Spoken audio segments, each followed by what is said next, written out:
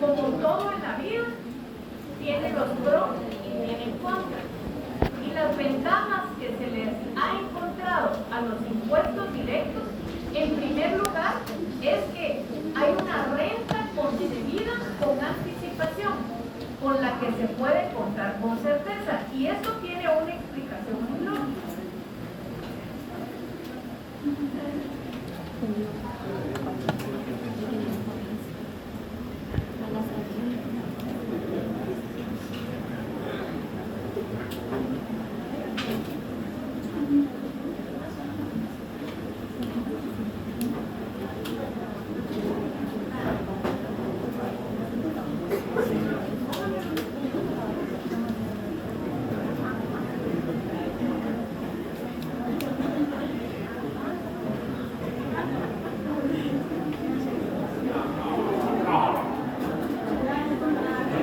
Ya, Rudy.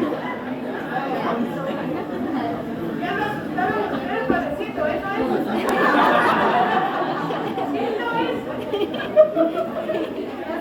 Bueno, entonces yo les decía, ¿por qué es una renta que se conoce con anticipación?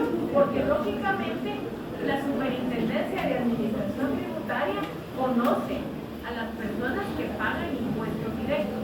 En primer lugar los conocen porque tienen un NIT y solamente cuando se marca el NIT se sabe cuáles son los impuestos que se tienen.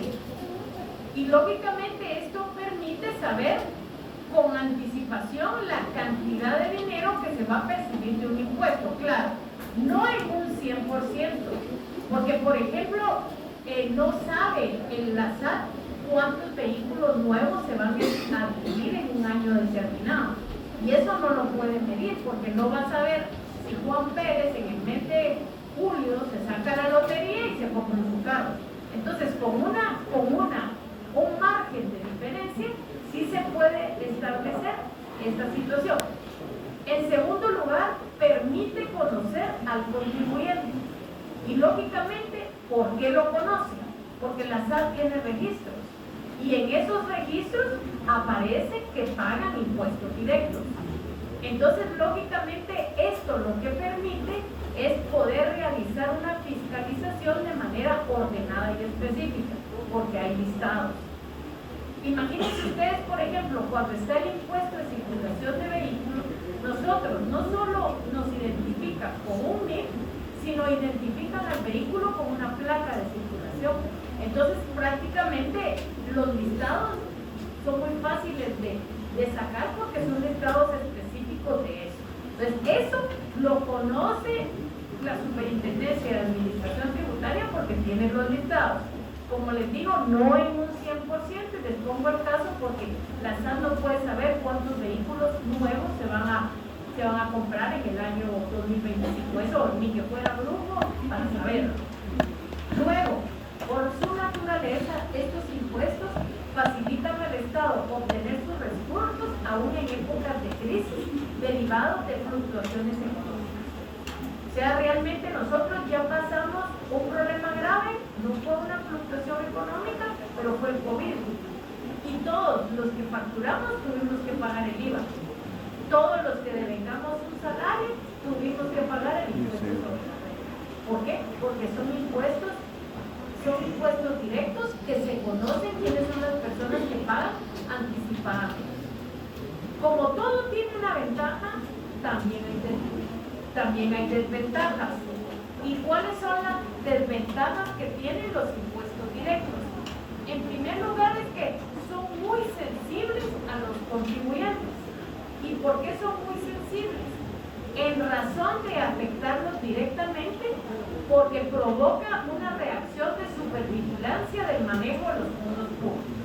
Yo en cuanto a eso de supervigilancia del manejo de fondos públicos, creo que los guatemaltecos no tenemos esa capacidad de supervigilancia.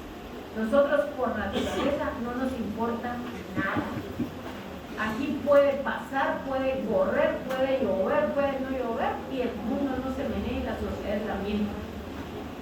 Ahora, en cuanto a que se afecta a los contribuyentes, sí se afecta a los contribuyentes y se afecta enormemente. mayormente el estudiante, ustedes saben que el estudiante ya perdió esa parte crítica que tenía anteriormente y esa oposición a cosas que le hacían daño. Eso ya terminó. Luego, el problema aquí es que estos impuestos directos dejan a un amplio sector de la sociedad sin tributar. Y ahí tenemos nosotros, por ejemplo, el impuesto del IVA en la terminal, el impuesto sobre la renta en la terminal. La SAT no se anima ni siquiera a llegar a fiscalizar a esos sectores. Y tiene razón porque tampoco va a exponer a sus empleados a que los maten. Así de sencillo. Pero, lógicamente, eso le está causando un gran problema al país porque las cantidades que se manejan de comercio ahí son tan grandes, pero no están pagando. Entonces sí debe de encontrar una manera, como otros países, de aunque sea mínimo el impuesto, sí gravar esas grandes cantidades de comercio que se hacen. Luego, por su fijeza, dicen los doctrinarios, no permite al Estado aumentarlos sin oposición. Cada vez que el Fondo Monetario Internacional se le ocurre que la solución para los problemas de Guatemala es gravar el IVA, todo el mundo se comienza a oponer al pago del IVA porque finalmente lo pagamos los contribuyentes y lógicamente eso hace que exista una reacción, una oposición y como consecuencia se limitan a una mayor percepción en un momento propicio antes de aumentar los impuestos. Porque también el Estado tiene un gran problema. Todo lo que piensa el Estado es aumentar impuestos, pero no piensa en aprovechar de buena manera los que tiene. Y entonces creo que aquí lo que pasa es que el pueblo sale de la misma persona que son los contribuyentes. Entonces ya tenemos que pensar que ya el pagar la carga tributaria es imposible para el contribuyente, ya otra carga, pero sí hay que aprovechar de mejor manera los que se pagan.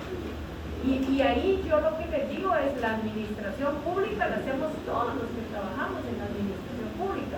No solo son las dos cabezas visibles, porque muchas veces es más corrupto lo de abajo que lo de arriba. Porque los de abajo ya saben cómo se hace el trabajo, los de arriba están aprendiendo a ver cómo se hace.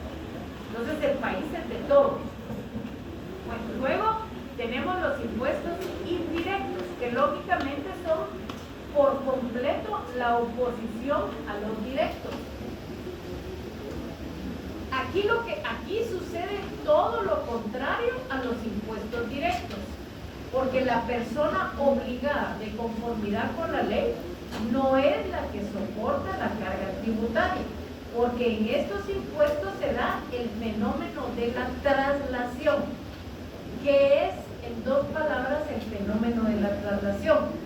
El trasladar el IVA en una cadena de producción. Ustedes se recuerdan, yo les puse el ejemplo de los zapatos, pero aquí lo miramos de manera general, donde el importador le vende al productor. Ahí hay una factura. Hay una factura con un IVA trasladado. Luego, este productor le vende los zapatos al distribuidor. Y hay otra segunda factura del IVA, otra vez se traslada el IVA. Y luego tenemos del distribuidor al consumidor. Y el consumidor es el auténtico contribuyente. Porque cuando ustedes van a una zapatería, compran un par de zapatos, ya no lo venden, lo usan. ¿Y qué es lo único que van a hacer? Tirarlo a la basura cuando se destruye. Ya no hay más traslado de IVA. Entonces, lógicamente, el primero que compra el producto no es el que paga el impuesto en realidad. Con su carita miro que hay alguna duda. No, nada más, gracias. Entonces, aquí se da el fenómeno de la traslación y es el trasladar el IVA de persona a persona. Y aquí lo tenemos claramente, del importador al productor, del productor al distribuidor y del distribuidor al consumidor final. Porque el consumidor final es el auténtico contribuyente. Eso quiere decir que por el fenómeno de la traslación, el legislador faculta al obligado a trasladar el peso de la carga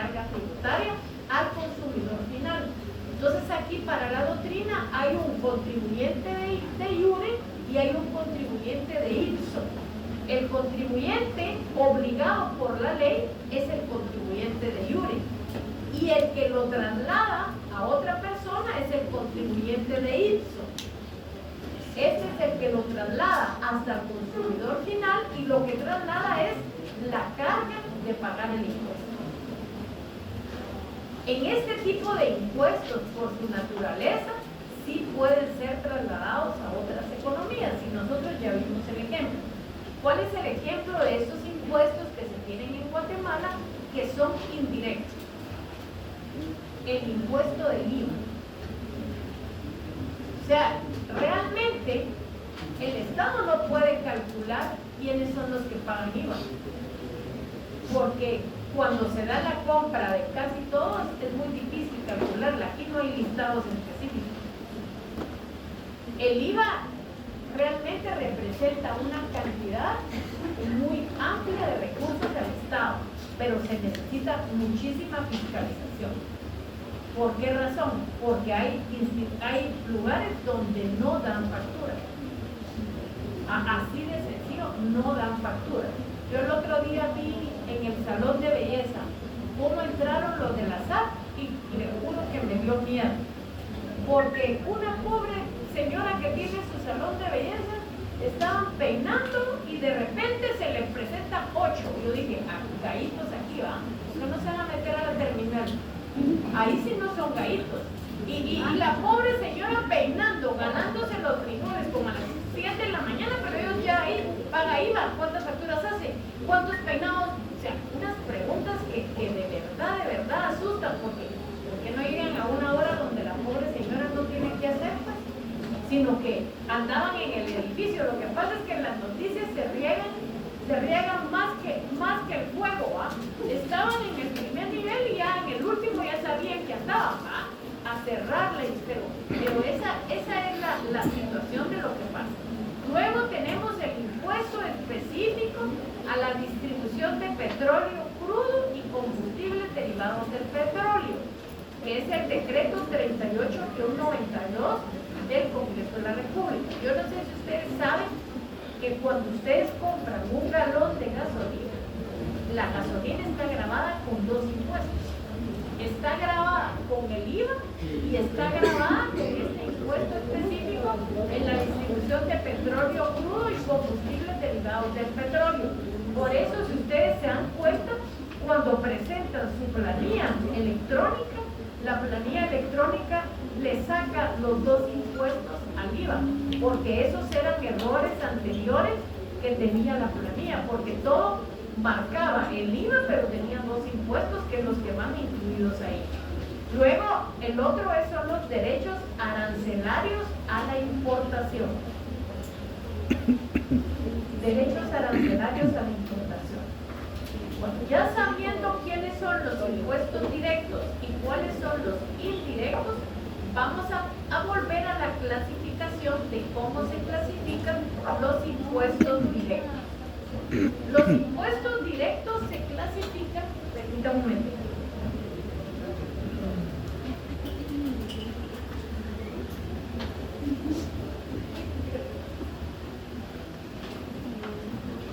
Gracias, porque si no la cierro una regazón aquí.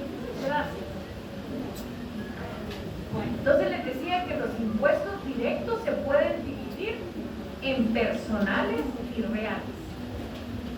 ¿Cuáles son los impuestos directos personales? Los impuestos directos personales son aquellos que recaen directamente sobre la persona. Por ejemplo, el impuesto sobre la renta y el impuesto que grava la salida del país. Por ejemplo, si ustedes alquilan un inmueble, tendrán que pagar 2 impuestos. Tendrán que pagar un impuesto indirecto y un impuesto directo. El directo es el IVA, porque la factura ya tiene incluida el IVA. Y luego tendrán que pagar la persona como dueña del inmueble, que tendrá que pagar impuestos sobre la renta. O sea, son 2 impuestos. Ahí lógicamente si le alquilan a una empresa habrá que hacerse retenciones y y ya tendrán que pagar la persona lo que haga la resta de la retención. Entonces el ejemplo de estos impuestos directos personales es el impuesto sobre la renta y el impuesto que grava la salida al país. Ahora, ¿cuáles son los impuestos directos reales? Ahí hay un error, dice director reales, directos. No lo vamos a componer ahorita, se lo vamos a componer después. Impuestos directos reales. Son aquellos que recaen.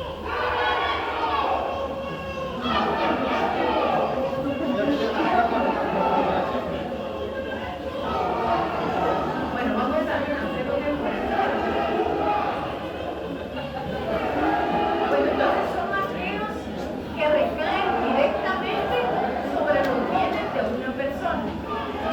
Nos vamos a ir a la clasificación más común que hay de los bienes. Y la clasificación más común de los bienes es la que la divide en bienes muebles e inmuebles. Y así es como tenemos el ejemplo de esos impuestos.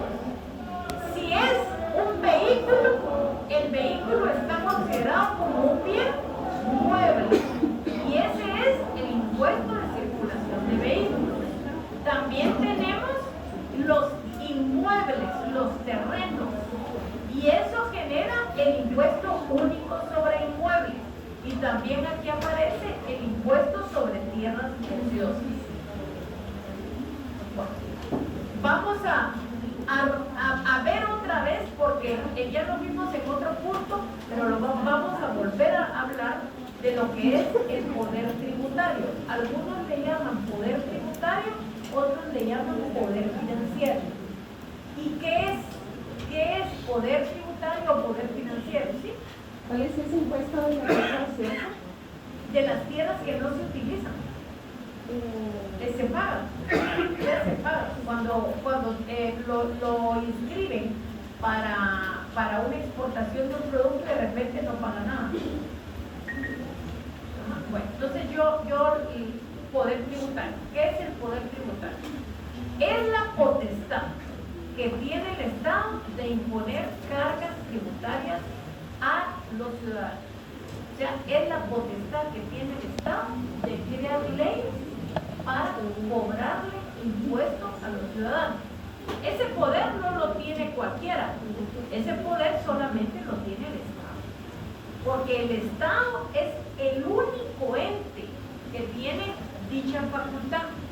Si ustedes se dan cuenta de la relación jurídica tributaria, en la relación jurídica tributaria aparecen dos sujetos. El sujeto activo, que es el que coacciona, y el que cobra el impuesto, ¿quién es? El Estado. Y el sujeto pasivo, o sea, el que recibe esa coacción y paga el impuesto, ¿quién es? El contribuyente. Entonces, lo anterior, ¿por qué lo hace el Estado? ¿Por qué cobra impuestos el Estado? ¿Por qué el Estado ejercita el poder tributario? Para poder subsistir. Porque solo cobrando los impuestos puede subsistir. Esta situación nosotros la vemos perfectamente reflejada en el artículo 239 de la Constitución Política de la República de Guatemala. Y nosotros lo conocemos como el principio de legalidad. Yo les pido por favor que si no lo han leído, lo lean. Los que no comprenden muy bien esto, traten de volver a leer ese artículo 239 de la Constitución, porque ese principio es un principio base en el sistema jurídico guatemalteco. Es como la garantía para el contribuyente, la garantía que el Estado no puede cobrar impuestos si no existe una ley que así lo establezca. ¿Qué dice ese principio de legalidad? En algún libro o en algún país lo van a conocer con el nombre de principio de reserva de ley o principio de legalidad. En Guatemala nosotros lo llamamos principio de legalidad y es considerado por algunos autores como el sistema base del sistema jurídico guatemalteco. Entonces ese artículo dice que corresponde con exclusividad al Congreso de la República decretar impuestos ordinarios, extraordinarios solo una preguntita. ¿Aquí hay un lugar, ¿sí? ¿De veras? ¿No? Ah, bueno. Entonces dice, decretar impuestos ordinarios y extraordinarios, arbitrios y contribuciones especiales, conforme a las necesidades del Estado, de acuerdo a la equidad y la justicia tributaria, como determinar las bases de la recaudación, especialmente lo siguiente. Ustedes dentro de la ley tienen que encontrar todas esas bases de la recaudación. ¿Cuáles son? O sea, todos los impuestos tienen eso. Tienen el hecho generador de la relación jurídica tributaria, tienen las exenciones, tienen sujetos pasivos del tributo y la responsabilidad solidaria, la base imponible y el tipo impositivo, las deducciones, los descuentos, las reducciones y los recargos, y las infracciones y las sanciones tributarias. Y luego todavía hay un pedacito más que el artículo tiene, que dice que son nulas ipso iure las disposiciones que no estén aprobadas. O sea, por favor lean el artículo 239 y dice para qué sirve el reglamento. Y el reglamento para lo que sirve es para hacer más efectiva la ley, como ya sabemos nosotros en todos los casos. Ahora, hay ciertas características de ese poder tributario. ¿Y cuáles son? Es abstracto, es permanente, es irrenunciable, es indelegable, es imprescriptible, es originario y es territorial. Y es más, este originario y territorial es muy importante también. Ahora, ¿cuándo es abstracto? Esto se refiere básicamente a que existe el derecho antes de ser ejercitado. Con la sola existencia del Estado nace el poder. Para que exista un verdadero poder tributario es necesario que el mandato del Estado se materialice en un sujeto que se haga efectivo mediante la actividad de la administración. Miremos, por ejemplo, cuando dice que se materialice en un sujeto. ¿Qué se necesita para pagar el impuesto de circulación de vehículos? Que ustedes tengan un bien mueble, que tengan un vehículo. El vehículo puede ser aéreo, terrestre, ¿qué más? Marítimo. Pero se necesita que ustedes lo tienen, porque ¿qué pasa si ustedes no tienen un vehículo? No van a pagar el impuesto. ¿Por qué? Porque el Estado no puede ejercer ese poder tributario.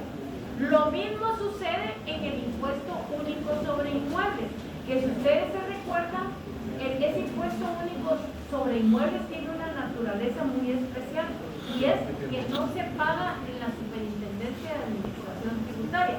Es el único impuesto que se paga en las municipalidades y que ha permitido el desarrollo de algunas, porque lógicamente para cobrar el impuesto tiene que crearse el catastro. Y el catastro no es más que desarrollo para cada una de las comunidades.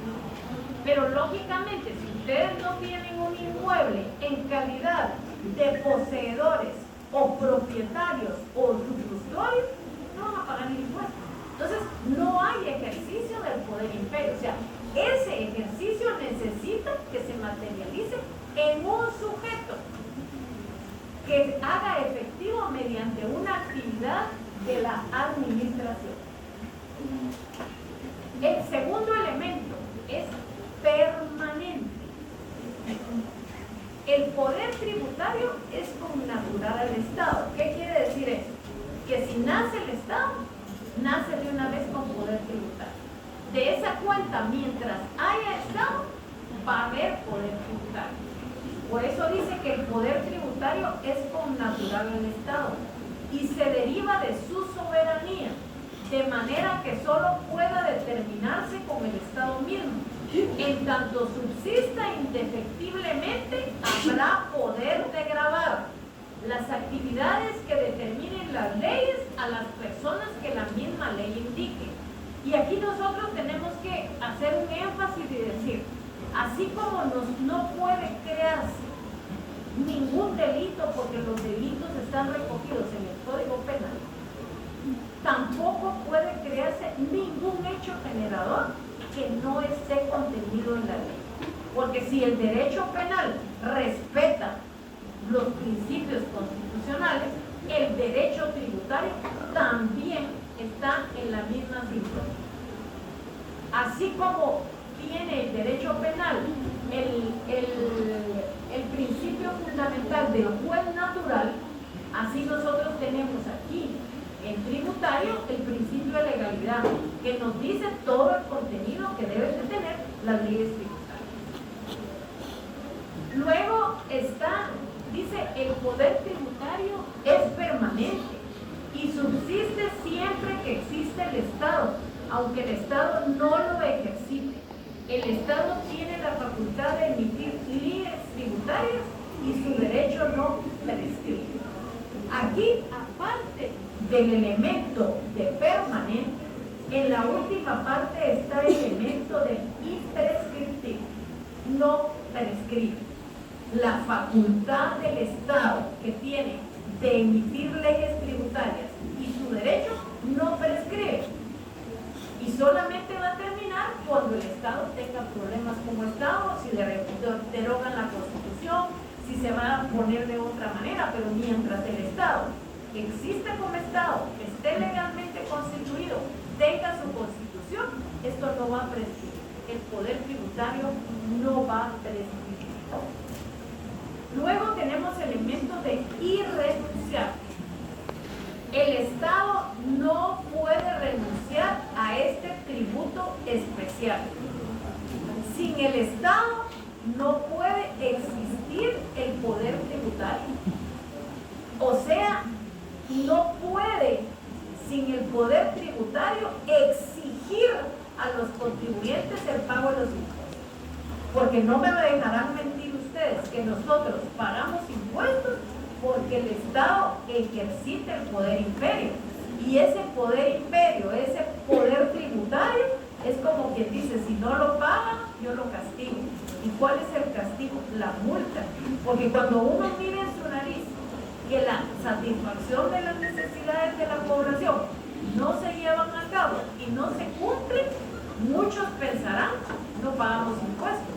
Como es que no podemos nosotros elegir si pagamos o no pagamos impuestos, porque el Estado está ejercitando su poder tributario o su poder imperio. El Estado no puede desprenderse de este atributo esencial, puesto que sin el poder tributario no podría subsistir el Estado, pues es como el oxígeno para los seres vivientes.